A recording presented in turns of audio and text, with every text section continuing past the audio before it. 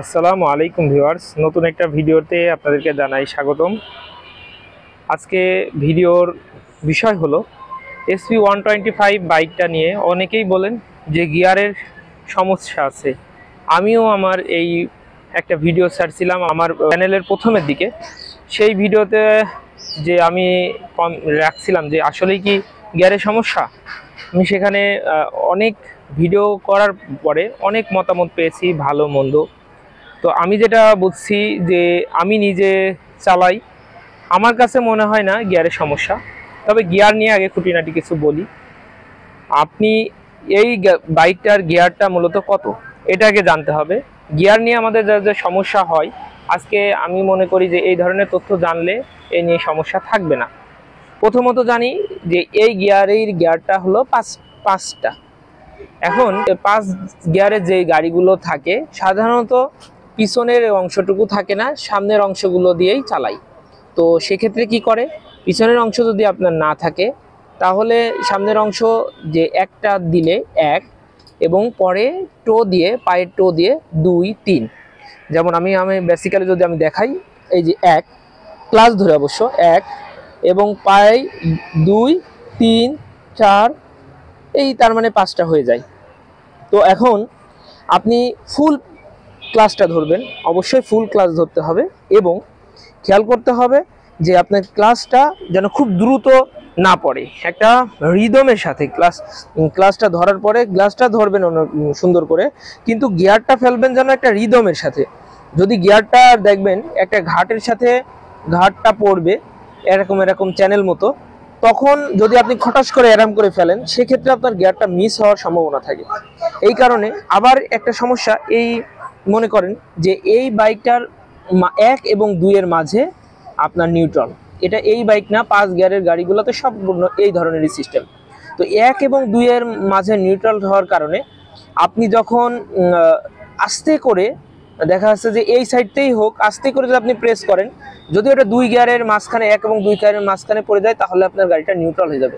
অথচ আপনি গ্যাস দিচ্ছেন, মনে হবে যে আপনার গাড়ি চলছে না। সেক্ষেত্রে আমরা কি করব, অবশ্যই সম্পূর্ণ প্রেস করব পা দিয়ে, যাতে 1 হয়, এবং পা দিয়ে সম্পূর্ণ উপরে তুলব যাতে 2 হয়, তারপরে উপরে তুলব 3 4 5। এখন আমার কাছে যেটা মনে হয় সমস্যা, যে আপনারা পিছনের অংশটা নেবেন না। কারণ আমরা সচরাচর যারা বাইক চালাই চিন্তা করি যে হয় সামনে 1 2 3 4 5, পিছনে 1 2 3 4 5। তো এই চিন্তা করতে গেলে এই বাইক চালাইলে আপনি বিপদে পড়বেন। আসলে মূলত এই বাইকটার এই অংশটুকু যদি না থাকতো, তাহলে গিয়ার নিয়ে যে সমস্যাটা, এটা দেখা যেত না।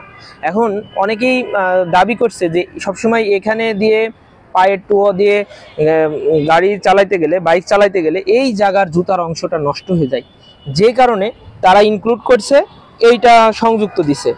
এখন এইটা দিতে যে আমরা অনেক সময় প্যাচ লেগে যায়, যে কারণে আমি বলবো যে পায়ের জুতার চিন্তা বাদ দেন।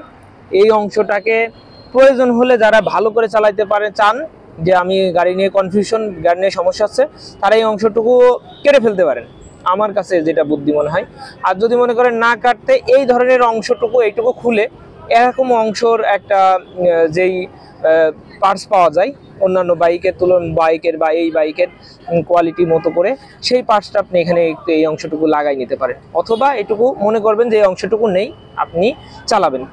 যেমন ইয়ামাহা বাইকের বা অন্যান্য যে কোনো বাইকের বা এই বাইকেরই, হুন্ডারই অনেক বাইক আছে যেগুলোতে সামনের অংশটুকু এইরকম, সেইভাবে আপনি গিয়ারটা চালাইতে পারেন। ভিউয়ার্স, এটা FZ ভার্সন 3।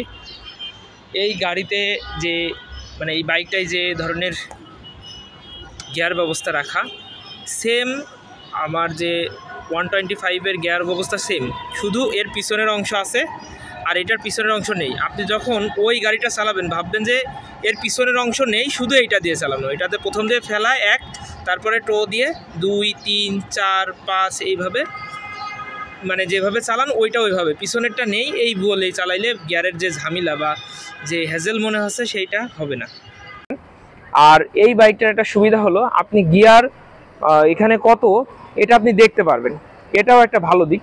আপনি যখন কত গিয়ারে আছেন, যেমন আমি আপনাদের সাথে এই বোঝানোর জন্য কত গিয়ারে আছি সেটা আমি বলতে পারবো। যে আমি এই গিয়ারে চলে গেছি। এই দেখেন আমার গিয়ার আছে 3টা। আসলে গিয়ারের একটা গুরুত্ব আছে, গিয়ার ডিসপ্লেতে দেখতে পারলে আপনি বাইক চালাতে গেলে আপনার আরও সুবিধা হবে। এটা কিন্তু খেয়াল রাখতেই হবে যে গিয়ারের ডিসপ্লেটার কত গুরুত্ব। এই গিয়ারের ডিসপ্লে গাড়ি কেনার সময়, বাইক কেনার সময় অবশ্যই যারা একটু নতুন চালান বা কম বোঝেন তারা অবশ্যই গিয়ার দেখে বাইক কিনবেন, যেই গাড়িতে গিয়ার আছে, গিয়ার মানে শো হয়। এখন আপনি বলতে পারেন যে আমার গিয়ার এইভাবে করেন, গিয়ারের চালান, আমার কাছে মনে হয় না এই বাইকের ক্লাসের কোনো সমস্যা হবে ক্লাস এবং গিয়ারে ধরলে। আর যখনই ক্লাসটা ধরবেন সম্পূর্ণ ফুল ক্লাস ধরার পরেই গিয়ারের জন্য চেঞ্জ করার জন্য পা দেবেন, এবং সেটা একটা রিদমের সাথে, খটাস করে না, খুব দ্রুত না, অবশ্যই রিদমের সাথে। তাহলে আপনার যেই ক্লাসের সাথে একটা ঘাটের সাথে আর একটা ঘাট আছে, সেই ঘাটে ঘাটে পড়ে বাইকটা সুন্দরভাবে আপনার গিয়ার পরিবর্তন হবে। এখন আর একটা বিষয়, অনেকজন বলতে পারবেন যে এত সুন্দর করে গিয়ারে অত কিছু করা যায়। আসলে ভাই, আপনার সকল পার্টসেরই তো একটা রিদম আছে, রিদমের বাইরে যদি আপনি কিছু করেন সেটা তো ভালো হওয়ার কথা না, প্রথম একটা কথা। আর 2 নাম্বার, এখন আপনি এই বাইকটা নিয়ে ধরেন দাঁড়িয়ে আছেন স্থির অবস্থায়। এখন আপনার স্থির অবস্থায় অনেক সময় দাঁড়িয়ে থাকলে কি আসলে অনেক সময় ঘাটে ঘাটে পড়তে চায় না, সেই কারণে আপনার গিয়ার ফেললেও গিয়ারটা শো করে না বা গিয়ার হয় না। সেক্ষেত্রে আপনি কি করবেন, যদি কোনো কারণে স্থিতি অবস্থায় থেকে এই অবস্থা হয়, হালকা একটু মুভ করাবেন, বাইকটা হালকা একটু পা দিয়ে মুভ করাবেন, দেখবেন যে গিয়ার পরিবর্তন হয়ে যাচ্ছে, মানে গিয়ার পরিবর্তনের জন্য নিয়ে নিচ্ছে। তার মানে বাইক স্থির অবস্থায় থাকলে সে যে কোনো বাইকেরই আপনার গিয়ার ফেলতে গেলে গিয়ারটা পড়তে চায় না। আপনি সেইটা খেয়াল রাখবেন যে গিয়ার যদি পড়তে না চায়, হালকা একটু মুভ করাইলে গিয়ারটা পড়বে। অনেক সময় জ্যামেও এই ধরনের হইতে পারে, এটা বিরক্তির বিষয় রাখবেন না। আর যখন আপনি ব্যবহার করতে থাকবেন এক সময়, এটা আপনার কাছে সহজ মনে হবে। আর বিষয়টা মাথায় রাখবেন যে শুধু সামনের অংশ আর পিছনের অংশ কিছু নাই।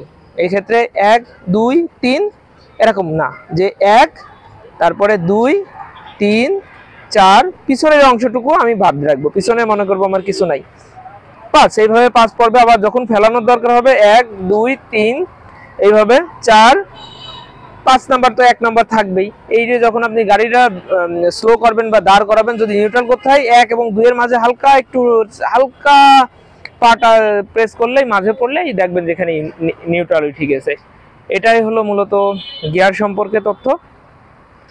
আশা করি আমার ভিডিওটা দেখে আপনারা বুঝতে পারছেন 1 এবং 2 এর মাঝখানে নিউট্রাল, এইটুকু বুঝলেই হবে। তো ভিডিও অলরেডি অনেক বড় হয়ে গেছে, আজকের মতো ভিডিওটি এই পর্যন্তই। আর অবশ্যই একটা বিষয় মাথায় রাখবেন যে আমি আমার ভিডিওতে কমেন্ট সেকশন রিভিউ চালু করছি। এটা আমার মনে হয়েছে যে কমেন্টের মাধ্যমে একজন মানুষ যেই প্রশ্নটা চাই, সেই প্রশ্নটা কমেন্টের মাধ্যমে যেটুকু জানতে চায়, সেটা সঠিক তথ্য কমেন্টেই দেওয়া যায়, সম্ভব হয় না, অনেক কথা থাকে। সেই কথাটুকু অবশ্যই ভিডিওর মাধ্যমে আমি দেওয়ার জন্য চেষ্টা করব। এবং এখন থেকে আমি এটাই চেষ্টা করছি যে যারাই আমার ভিডিওতে গুরুত্বপূর্ণ তথ্য জানার জন্য কমেন্ট করবেন, আমি অবশ্যই তাদের কমেন্টটা ভিডিওর মাধ্যমে দেওয়ার জন্য চেষ্টা করব এবং ভিডিও আপলোড করব আমার চ্যানেলে। আর যারা নতুন হয়ে আছেন, আমি কখনোই বলি না যে সাবস্ক্রাইব করতে, আমি তারপরও বলতেছি সাবস্ক্রাইব করুন। আসলে একটু মানুষ যখন কিছু করে, তাকে উৎসাহ না দিলে, এই সাবস্ক্রাইব, আপনাদের এই কমেন্ট, এইগুলো আমাদের জন্য উৎসাহ, লাইক আমাদের জন্য উৎসাহ, এইগুলো করলে আমরা একটু নতুন করে আরও নতুন কিছু করার চেষ্টা করতে পারি। আর দ্বিতীয়ত, আমি বিভিন্ন জায়গায় ট্যুরে গেলেও ভিডিও দেবো ইনশাল্লাহ। ভালো থাকবেন, আল্লাহ হাফেজ, আসসালামু আলাইকুম।